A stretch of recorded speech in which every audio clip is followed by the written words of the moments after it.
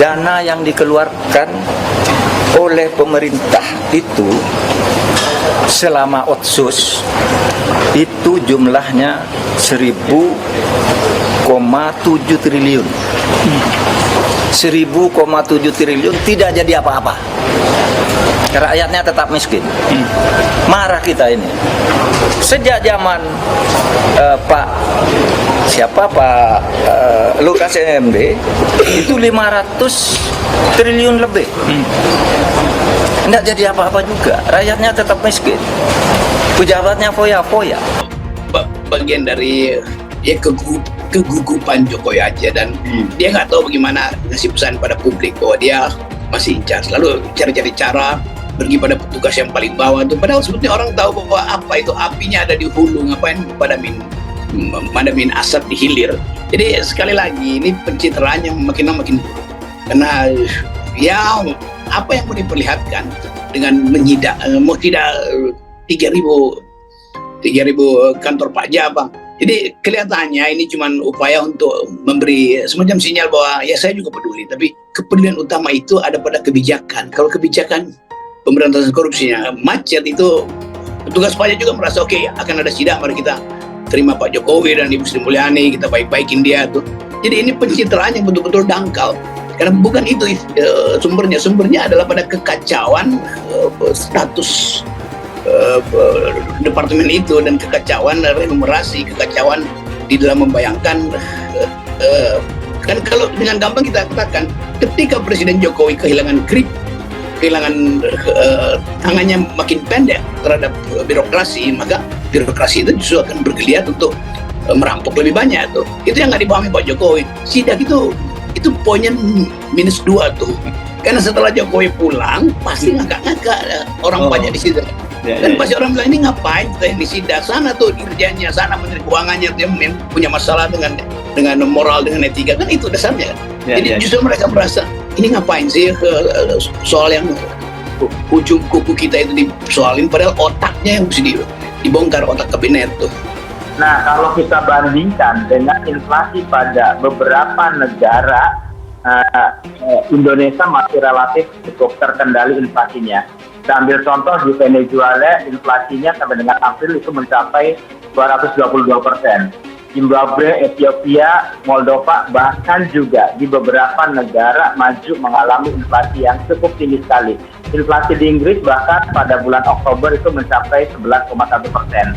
Kemudian di Jerman itu juga mencapai sekitar 10% ya. Bahkan di Amerika juga mencapai 7,1% pada bulan November. Bahkan pada bulan puncaknya di Amerika pernah terjadi 9,1% pada bulan Juni. Demikian juga di Uni Eropa, inflasinya 11,5%. Nah, inflasi ini yang terjadi, kenaikan inflasi tentunya dampaknya ini akan meningkatkan garis kemiskinan yang dikonsumsi oleh masyarakat. Kita lihat garis kemiskinannya. Garis kemiskinan perkotaan pedesaan pada kondisi September itu sebesar 535.000, mengalami peningkatan 5,96%.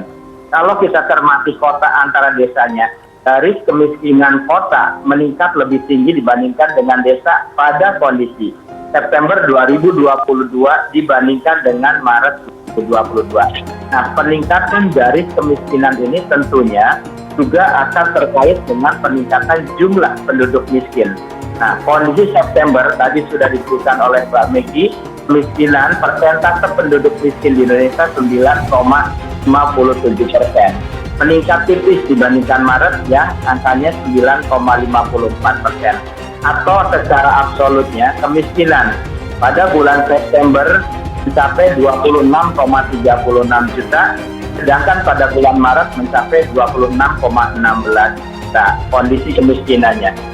Nah, kalau kita cermati kemiskinan kota dan desa, ini nampak masih adanya disparitas atau ketimpangan antara persentase dan jumlah kemiskinan kota dan di desa.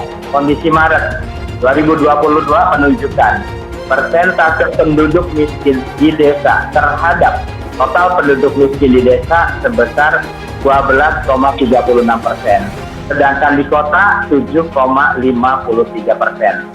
Nah, ketimpangan penduduk miskin kota dan desa ini tercermin juga pada saat terjadinya pandemi. Kita ketahui pada saat bulan Maret, Februari Maret kan pandemi sudah masuk, dan September kemiskinan melompat, terutama di wilayah perkotaan. Wilayah perkotaan sejak pandemi sampai dengan bulan September ini naiknya itu relatif ya, masih agak lambat. Artinya pemulihan relatif terjadi di wilayah pedesaan dibandingkan dengan di wilayah. Rocky Gerung sebut pemerintah tidak memperhatikan fakir miskin, yang dipelihara negara adalah koruptor. Dikutip dari Warta Ekonomi Jakarta, pengamat politik dan akademisi Rocky Gerung mengungkapkan masyarakat di Republik ini tengah dilanda kecemasan akibat banyaknya isu yang beredar di media sosial. Isu macam-macam tersebut, kata Rocky, justru bertentangan dengan ide Republik yang sesungguhnya. Seolah-olah kita sekarang mencemaskan Republik karena isunya macam-macam. Katanya dalam kuliah umum Universitas Boswa atau Unibos dengan tema Kampus dan Republik di Menara Boswa, Makassar pada Selasa 7 Maret 2023. Menurut Rocky, banyaknya pemberitaan akhir-akhir ini tentang kekayaan pejabat justru menodai nilai-nilai Republik yang harusnya menciptakan kesetaraan, bukannya kesenjangan. Setiap kali kita buka media, kita bertemu dengan isu kekayaan Dirjen Pajak. Kekayaan pejabat eselon 3 yang luar biasa itu bertentangan dengan ide Republik. Republik itu kesetaraan, bukan kesenjangan, tekannya. Masyarakat saat ini lebih fokus pada kejadian yang menimpa bangsa dibandingkan dengan memperhatikan tugas pemerintah. Intinya ada di situ dasarnya. Kita berupaya untuk melihat apa sebetulnya terjadi pada bangsa ini dibandingkan apa seharusnya jadi tugas pemerintah, katanya. Lebih lanjut, dia membahas tentang konstitusi yang harusnya dijalankan presiden, yakni cerdaskan kehidupan bangsa dan pelihara fakir miskin. Konstitusi kita mewajibkan presiden untuk melaksanakan dua hal saja. Satu, cerdaskan kehidupan bangsa dan pelihara fakir miskin, jelasnya. Menurut Rocky, justru kedua hal itu tidak ditemukan dalam Republik ini. Bukannya fakir miskin yang dipelihara negara, menurut Rocky koruptorlah yang dipelihara negara. Tapi justru dua hal itu tidak kita temukan di Republik ini. Tidak ada fakir miskin yang dipelihara oleh negara, karena yang dipelihara negara adalah koruptor, imbuhnya. Intinya ada di situ dasarnya. Kita berupaya untuk melihat apa sebetulnya terjadi pada bangsa ini dibandingkan apa seharusnya jadi tugas pemerintah, katanya. Lebih lanjut, dia membahas tentang konstitusi yang harusnya dijalankan presiden, yakni cerdaskan kehidupan bangsa dan pelihara fakir miskin.